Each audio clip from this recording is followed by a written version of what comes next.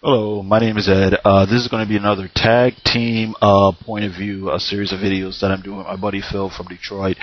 This one is going to be, does the Black Panther need an upgrade, or how would you do a revamp?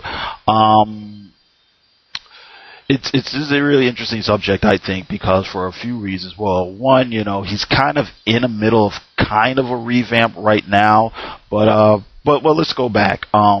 You start off with the characters first introduced, he's, king or prince of this hidden kingdom of Wakanda, somewhere buried in the deepest, darkest, jungles of Africa. There's this hidden kingdom, and they have all these riches and all this highly advanced technology and whatnot, but they're kind of shut off from the world or whatnot.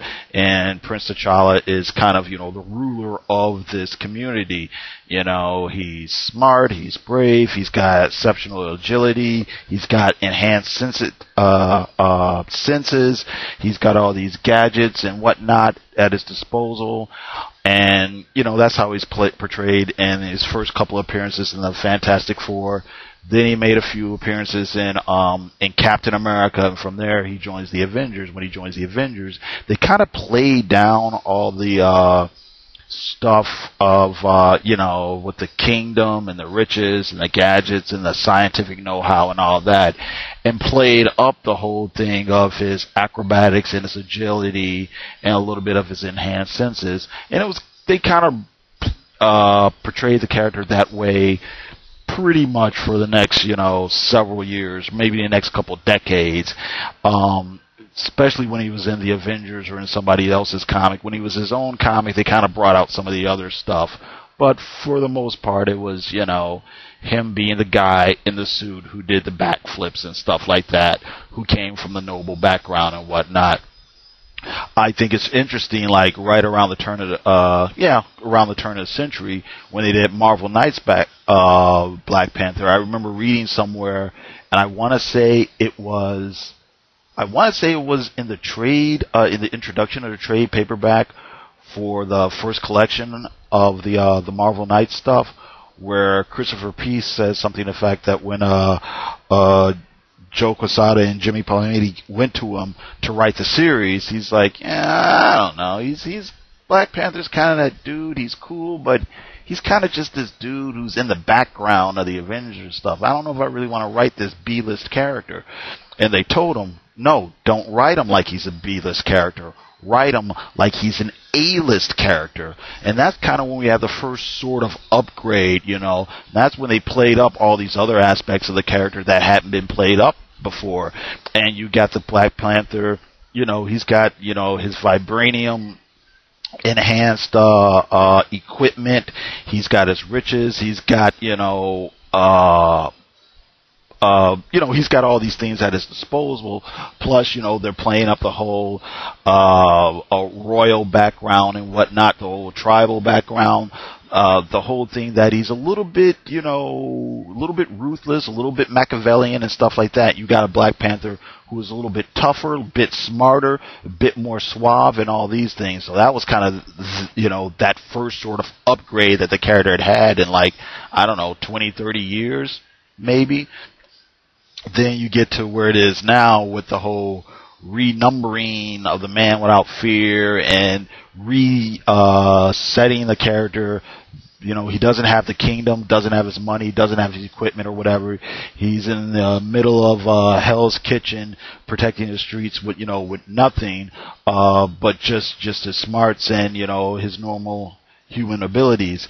If I were going to revamp the character, what I would do is I would do a few things, as far as the costume is concerned, I actually like the costume. I would kind of keep it basically pretty much the same, keep it what it is, maybe give little highlights here with, metal or vibranium highlights or yellow highlights just to make it kind of stick out a little bit. But I would keep it pretty much the same. He wouldn't wear the cape so much. Matter of fact, the way I would do it is that cape is part of the ceremonial garb that you can only have if you're the actual ruler of Wakanda. He would have, basic costume. Maybe if you were to change it up, maybe give him sort of symbol or logo, some sort of cat-like or panther-like logo. I don't know, but I wouldn't overdo it. I wouldn't change it very much, and he wouldn't wear the cape because the cape belongs to Shuri. The way I would do it is I would make it so that maybe he wasn't the king anymore, maybe he wasn't a ruler, but Shuri's pulls strings where he can kind of come back, and that would actually be a source of conflict for him because he's able to come back to Wakanda, but he's not the king anymore. He's so used to people, you know, being at his beck and call and being willing to do things for him, but now the only reason people will do things for him, if at all, is because Shuri says so, you know. And I would do it if I were going to give him any. The way I would do it is I would go back and play up the whole acrobatics and the agility, and I would also bring back the whole idea that he's supposed to have enhanced senses, and I would really play it up. I would really play it up the same way that they used to back in the day, play it up with characters like Daredevil and Wolverine. And the idea that, you know, this guy can see and hear and smell, and he's aware of things all the time that normal humans, you know, can't hear or can't smell or can't see, you know. One thing I liked about Phil's re-envisioning, where he says, you know, let's analyze Wakanda a little bit, and I think his idea was really great.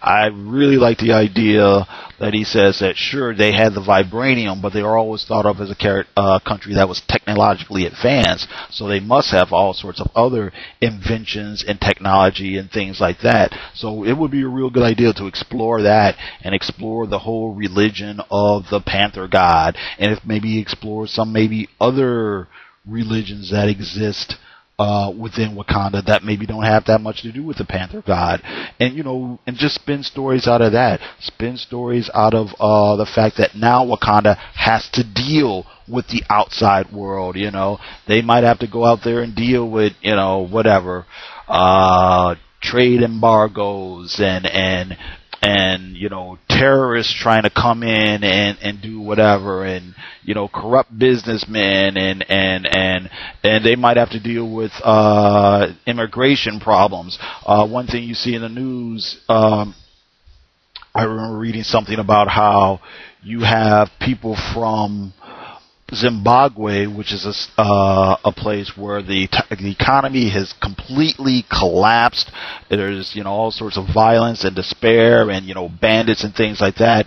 And people are leaving Zimbabwe and going to Kenya, and the people in Kenya are like, we're doing cool. I don't know what's up with these riffraff coming in there. And maybe the Wakandas have to deal with stuff like that as well, you know.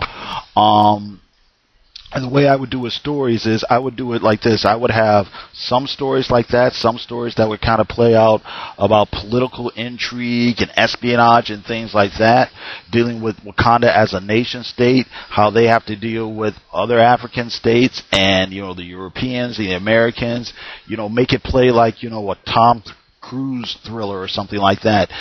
Then I would have stories that are a little bit more fanciful, you know, maybe like, you know, Indiana Jones type things where, oh, someone has stolen the sacred artifact of, you know, whatever, you know, and because they've stolen the sacred artifact, you know, all sorts of crazy mystical things happen, you know.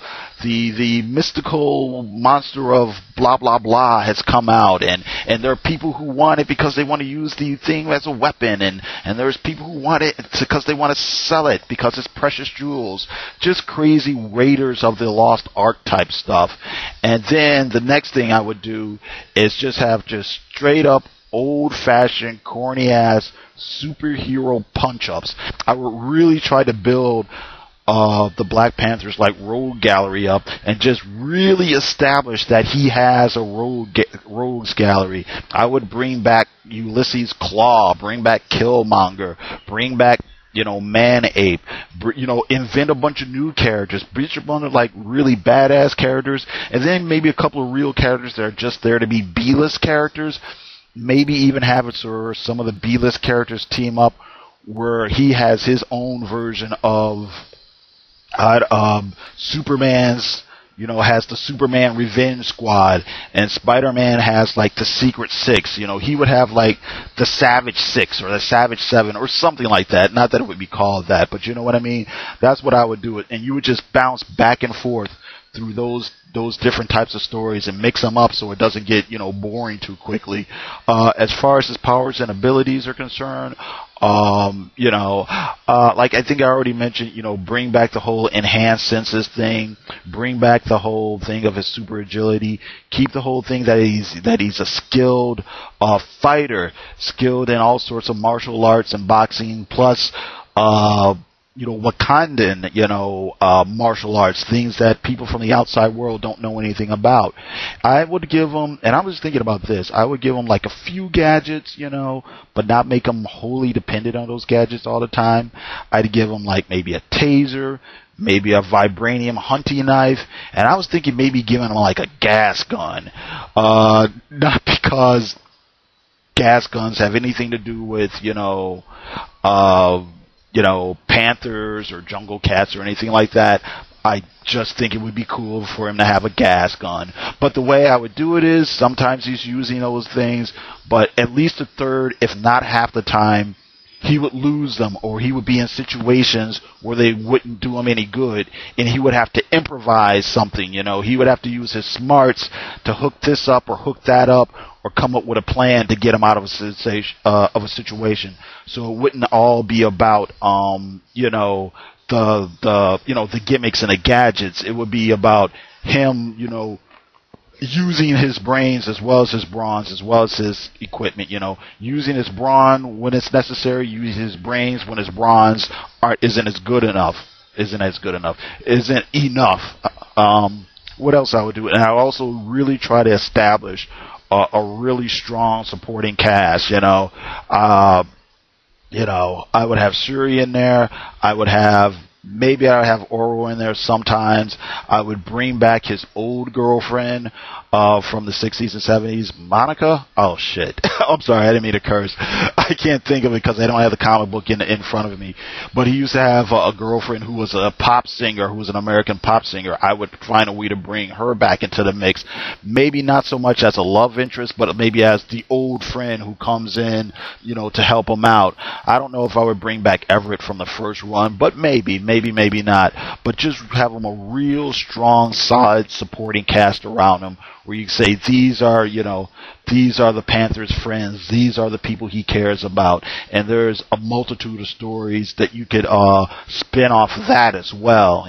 Okay, so that's my attempt. Tell me what you like. I'm gonna try to put Phil's video in the link in the bottom, and that's it. Give a shout out to him, give a shout out to me, tell us what you think, give us your ideas, and thanks. Have a good one.